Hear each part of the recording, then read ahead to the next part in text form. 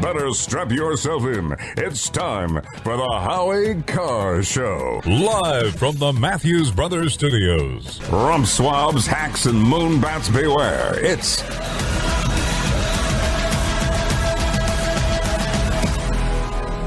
Howie Carr. 844-500-4242. The influx of illegal aliens being bussed into the nation, but specifically into Massachusetts, continues unabated. They're saying, there's over 6,000 illegal alien quote-unquote families. And there are meetings all over the place. There was a big story in the New York Times about what's going on in Woburn. There was a meeting last night in Quincy. I mentioned it. A Chinese woman speaking Mandarin asked the housing secretary, how many illegal aliens have you taken in? And we've been following the situation in Yarmouth down on the Cape. It's one of the bigger towns down there. And they stopped an illegal alien delivery to a motel on 28, but now they've delivered them to another motel. We talked to Robert Bastille from the HyannisNews.com, HyannisNews.com. You ought to check it out. It's the only place to get real news on Cape Cod. And he was at the meeting last night. The Yarmouth Selectmen had a meeting about the new delivery of illegal aliens on a luxury bus on Sunday night. Probably nicer buses than the Patriots fans went to the Eagles game in Foxborough. They were all just dropped off, and they're there. And so we wanted to see what happened at the meeting. I've got some sound cuts to play from the HyannisNews.com, and check out the website, and again, see you can follow everything that happens on Cape Cod. Robert Bastille, tell us about the meeting last night at Yarmouth Town Hall. Hey, Howie. All I can tell you, the first thing that's going to strike you when you see that video, if people watch that video I put up, people are furious. They're angry. They could barely, what I was amazed at, they could barely contain themselves. We have a housing crisis down here. There's concerns about these children, these migrant children, possibly being diseased and being in the same classroom with their children. The governor sent a message saying that they've been screened, but don't you think the governor would be announcing that at the top of every mountain right now if that was true? And there's that concern, and there's the money concerns, the large numbers of homeless we have on the streets now. I can go on and on. There's a list of just taxes rising, just the double standard, the idea of the double standard of our residents that have lived here not being allowed to live in hotels.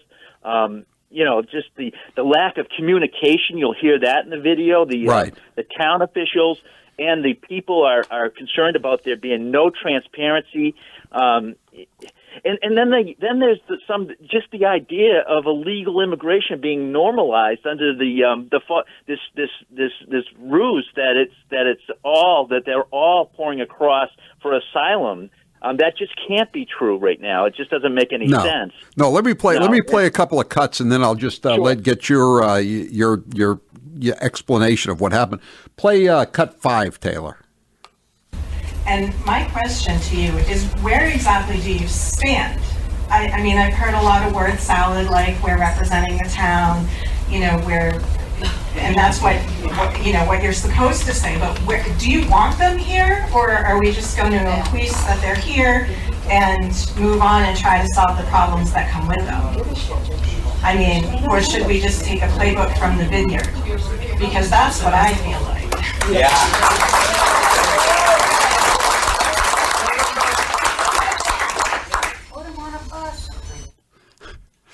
The vineyard. They talk a good game, don't they, Robert? But they were gone in 44 hours when Ron DeSantis sent a plane load up there to the island, right? It's like it doesn't make any sense at all. It's an insult to the people down here that are already struggling. They're putting these people that are coming from, your heart goes out for these people and the children. They're coming from a bad situation, they profess that they are anyways, and they're arriving here. But why not someplace that can afford them? Well, they're from Haiti. They're from Haiti, so they had to have the money to get from Haiti to the hemisphere, to the mainland, and then they had enough money to do that, and then they had enough money to get up across the border. But now they're claiming they're indigent, and there was a medical emergency last night, wasn't there? Yeah, there was a 6-month-old, and I just happened to be driving by. I mean, I don't know how many medical emergencies they've had there, but I was driving by, and I saw an ambulance, and then I heard on the radio, because I just happened to get the transmission between the paramedic and the hospital saying it was a 6-month-old spitting up phlegm, and blood-tinged phlegm, and the baby's crying, and my heart breaks for this child, But it's like, have these people been screened? I mean, they're saying all this stuff. They're talking. I mean, we're not hearing from Governor Healey's administration regarding this. The lack of transparency, it's insulting. And people are angry. That you can feel it when you enter the room. These people are so angry. Yeah, let's play Selectman Michael Stone, and he's talking about the fact that they can't get any information from the state administration. Cut 2. The other thing is, we can't call up Governor Healey and tell her to stop it. That's not going to happen. Why not? Why not? Because we don't have any power over the governor. No is a strong word. No is a strong word. Why don't you wait till I recognize you?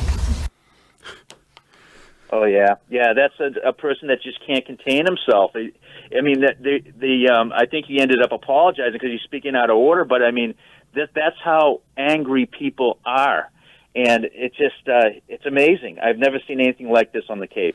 This is a huge story. I mean, I can go on and on.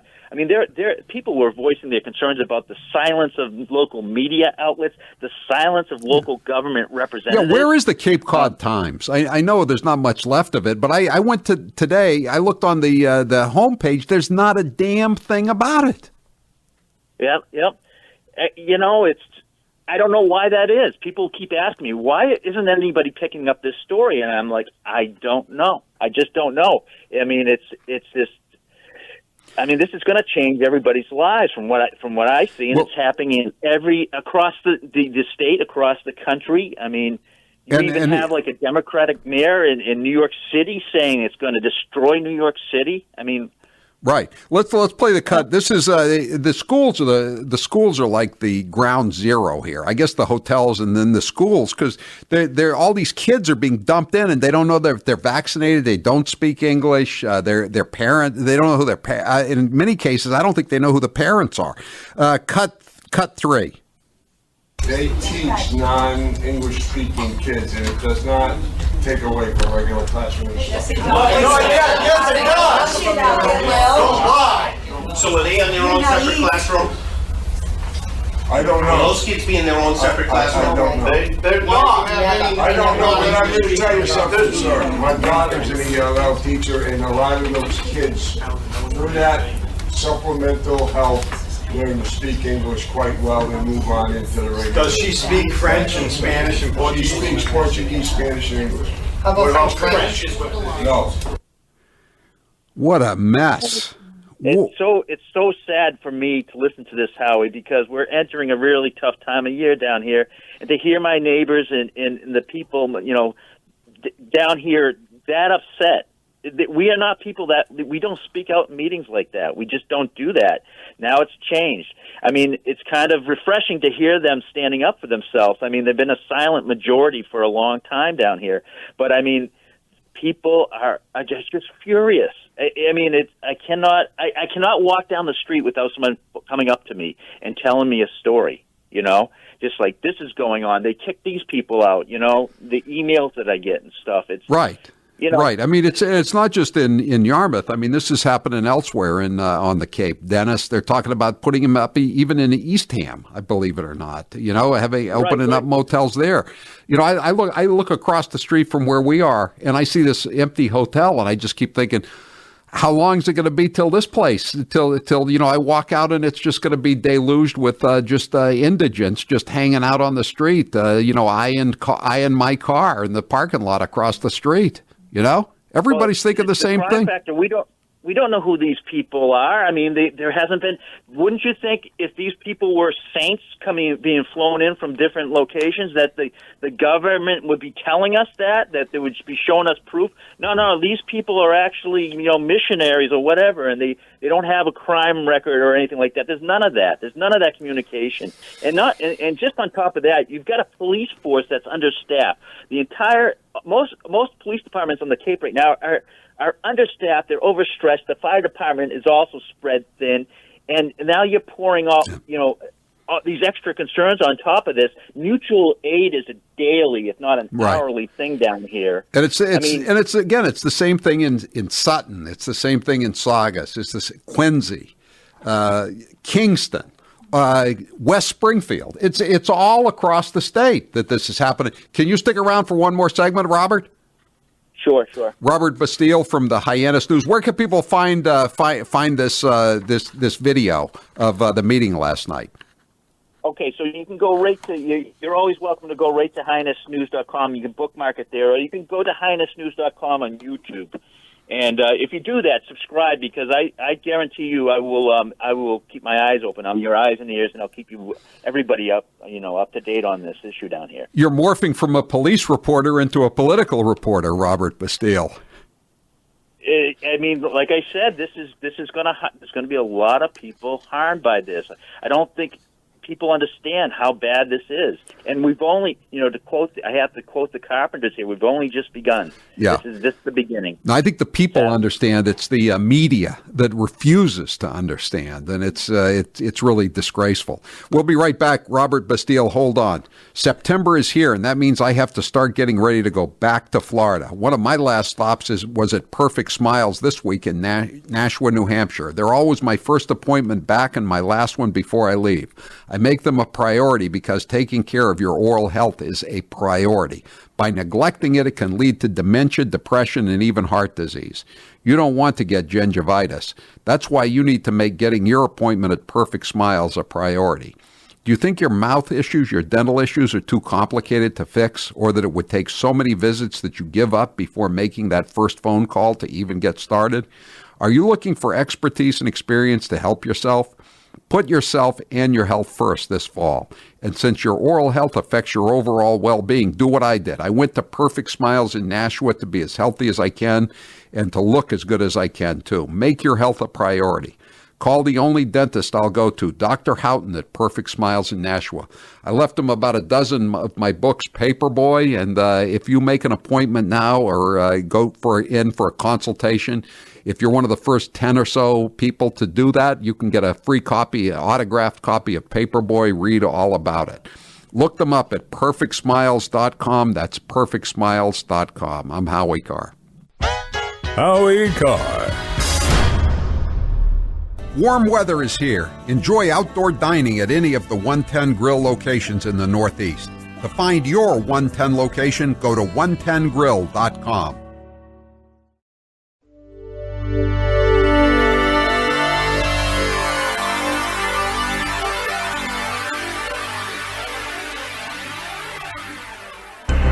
He's Howie Carr, and he's back.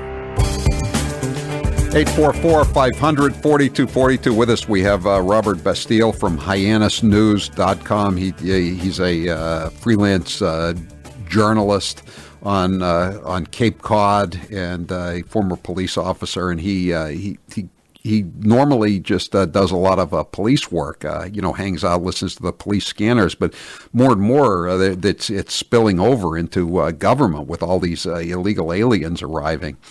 And was there any kind of resolution to the citizens' complaints last night at the meeting, Robert? Absolutely no resolution at all. I mean, it's like the biggest fear that you get from these people is that nobody's listening, that government's not listening, that Maura Healey's administration is not listening at all. This is a mismanaged mess. From everything that I've heard so far, I haven't heard anything that makes any sense on this at all. They got so many hotels along that stretch, these little motels, and some of them are run down. Are they going to put more? Are they going to take over more of these motels? I think that's a possibility because I mean these hotels, they're not doing that well. They're falling apart, some of them, and it's because the tourist industry is already in decline down here, and that stretch there. I mean, as I said before, I mean the Route 28 is lined with homeless camps with people living in tents in the woods, freezing to death in the winter. That happens down here. It hasn't happened recently, but I've seen it happen over the last 10 years. I mean, I don't think there's an end to this.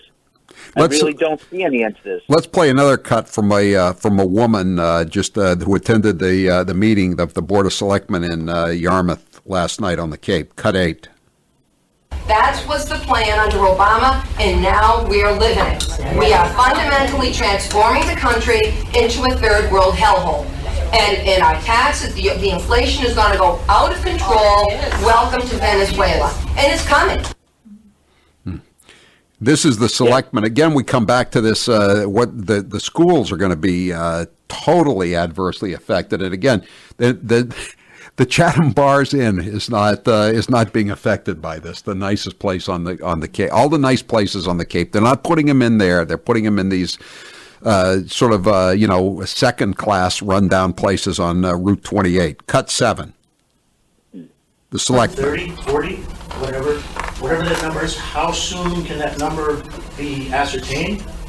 And how would that factor into the DY budget, which is, as far as I know, it's already set for this calendar year? It will impact our school budget. There's no question about that.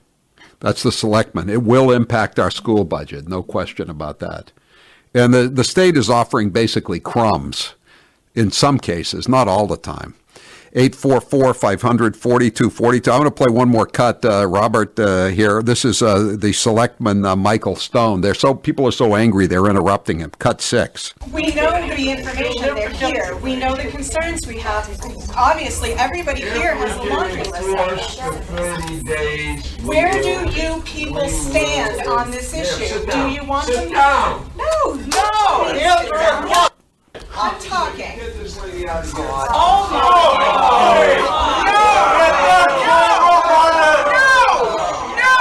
God. Wow.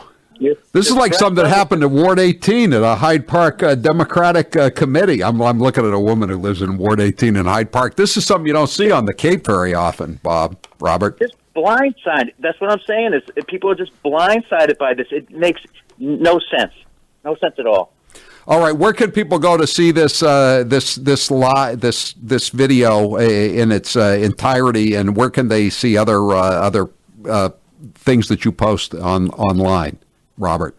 Okay, yeah. So again, you're certainly free. Everyone's free to bookmark HyannisNews.com, HyannisNews.com, and it's free. I don't charge a subscription. And then on YouTube, you can subscribe to HyannisNews.com on YouTube. That's great. Robert, keep up the good work. HyannisNews.com. Thank you, Robert Bastille. We'll keep talking about this. I'm Howie Carr.